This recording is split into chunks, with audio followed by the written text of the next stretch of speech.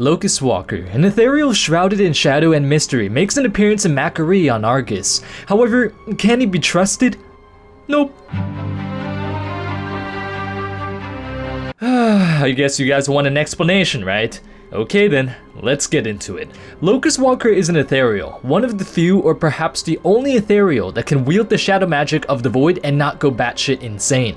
Locus Walker has been active for thousands of years, and his mastery of said magic has made him infamous amidst the ranks of his own people and also amidst the ranks of the demons of the Burning Legion. However, this has made him a target for both factions, since the Legion has devoted their crusade towards eradicating the void, and certain ethereals brand him a rogue agent for trying to disrupt their efforts. However, Locus Walker's mastery over the void has made him exceptionally powerful. When the Legion sent hunting parties to capture Locus Walker, most of the demons were killed, including Lithraxian, who was dispatched to hunt down Locus Walker before he joined the Army of the Light.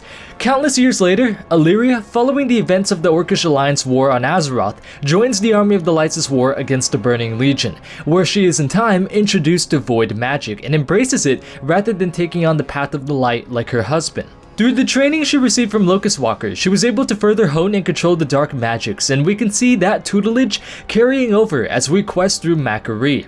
While we quest through the zone, we see Locus Walker helping both us and Illyria, stating that he intends to find out why his people were on Macquarie and what they were doing, and not only that, but we also see him guiding Illyria and instructing her to consume the heart of the Void Revenant Nalathoth. I have no idea, further enhancing her powers with the Void. But what are his intentions? Is he made out to be a hero or a villain? Or perhaps neither? Let's first look at the reasons as to why Locus Walker might be on our side. When Locus Walker shows us the Shadowguard occupation in Macquarie, which is a group of ethereals that ultimately succumb to the void, it is clear that they too are looking to kill Locus Walker so that he doesn't disrupt their plans on Argus. Locus Walker also states how disappointed he is that none of his people have the strength of willpower to resist the void like he and Illyria, giving the implication that although he wields the void, he is not serving it. Just like demon hunters who have the power of demons but devote their lives towards the Burning Legion's undoing. In addition to this, Locus Walker has taken Illyria under his apprenticeship, guiding her in wielding and controlling the void while also retaining her sanity, something that many tend to lose when they wield the dark magics. Had he served the void outright, he would have corrupted her on the spot rather than teaching her how to hone her abilities, but perhaps he intends on using her for his own personal gain later in time. Maybe after she is a well-trained user of void magic, rather than just outright on the spot in the beginning, if she were to wield it clumsily, who knows. Now, let's go ahead and go back thousands of years to the time of where Lithraxian was still a Dreadlord serving the Burning Legion. Lithraxian was once dispatched by the Legion to hunt down Locus Walker. However, as I stated before, Locus Walker usually killed many of those who hunted him down, and Lithraxian was no exception. However, when he killed Lithraxian, he did so by pulling Lithraxian out of the twisting nether before killing him so that Lithraxian could be reborn when his physical body was destroyed. He did this because he stated to Lithraxian that he saw a unique destiny for the Dreadlord, that being that he would be a Nathrazim infused with the light. This is vital towards the character of Locus Walker because should he be a true devout to the void, then he would have killed him outright. The void views the light as evil and all-consuming, just as the light sees the void in that fashion. So if Locus Walker had lost his sanity or served the Void Lords, he would not give two shits as to the well-being of a random albino Dreadlord. But again, we don't know. Maybe he has a reason for doing this and it's just to serve his own personal gain somehow. Another strong reason why Locus Walker may be an ally is that when he first instructs Illyria on how to use the void, Illyria experiences a vision of the light as pure corruption. In this vision, the void is the victim and the light is the all-consuming evil that imprisons races, corrupts beings, and destroys worlds. However, Locus Walker reminds her that this is a lie. The light is not a victim, just as the void is not the victim. Both perspectives are wrong, yet both are right. And he tells her to never forget this and to sear this into her heart, lest she will fall into insanity should she forget this. This gives a very strong implication that Locus Walker truly is sane, unlike myself. He truly is his own master, and he does recognize the void's maddening whispers, yet still he is able to know truth from lie.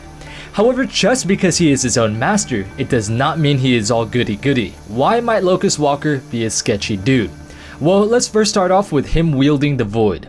Most void users are bad news. Definitely not all of them, for example Illyria and Shadow Priests, but a lot of those who do serve the void generally are either two things: insane, or serving the void itself, but Locus Walker appears to be neither. However, he can still belong to a hostile faction. Within the race of the Ethereals itself, there are two main factions which present a threat to us: the Shadow Guard, whom we see meddling with the void on Macquarie and who have succumbed to the void, and the Ethereum, a very radical and hostile group of Ethereals who despise the void for what Dimensius, the All-Devouring, a creature from the void, did to their homeworld and to their physical bodies. Now, we deal with the Ethereum on several occasions in the Burning Crusade, but they are still active in Legion, as can be seen in the Arcane Mage artifact questline. The thing is, however, is that the Ethereum's position on Void is kind of strange. They despise the void and work towards its undoing, but throughout the years their hate has made them twisted, causing some of them to delve into madness. This causes some of the members of the Ethereum to delve into void magic and to quote-unquote become void, despite their original crusade being let's hunt down the void. However, like the Shadow Guard, most of these Ethereals in this faction fall to madness, such as Nexus Prince Bilal, who in the Mage Artifact questline becomes Void, transforming into a Void Revenant, but ultimately is killed nonetheless. What? The Void cannot be defeated! No! Locus Walker could be a member of the Ethereum, albeit a more rational one, and one who is more patient and strategic in terms of how to expand the Ethereum's power, rather than simply being blinded to the sole purpose of becoming void and making thousands of enemies on the way there. Another strong indicator that Locus Walker may be a member of the Ethereum is that in the Burning Crusade, the Ethereals within the Ethereum crafted a proto-accelerator at Mana Forge Ultras and Outland, thereby directing the void energy from the Nether onto themselves, transforming them into Ethereals who are void-based, known as Nexus Stalkers. If they managed to do that in Outland, they would have been able to do that in many other places at much earlier times, possibly explaining how Locus Walker gained the powers of the void to even begin with, through the Ethereum. Locus Walker could also be a member of the Protectorate, a rival ethereal faction of the Ethereum, who saw the Ethereum as just as dangerous as the Void itself. The problem with this mindset, however, is that members of the Protectorate despise the Void and see Netherstalkers like Locus Walker as abominations and aberrations. Perhaps Locus Walker was once a member of the Protectorate, holding their beliefs as his own, yet holding some beliefs like that of the Ethereum on the side, such as in order to stop the Void, they needed to embrace it in a limited fashion, yet still retaining their sanity. However, the Protectorate might have been fully against this 100%, understandably, resulting in his expulsion from the faction. Also, let's not forget that Ethereals are highly ambitious and have been known to do anything to further their own personal gains, so keep this in mind with Locus Walker. When he trains Illyria in her practice with the Void in the new audiobook that Blizzard has released, he lacks empathy and mortal sentimental values. In fact, the only thing that he seems to possess is ambition, and this can be a very good or very bad thing. Two key examples is Illidan and Gul'dan. On one hand, you have Illidan, who uses his ambition at times for his own personal glory, but also at other times for the greater good. Whilst when looking at Gul'dan, he uses all of his ambition mainly for personal glory and gain.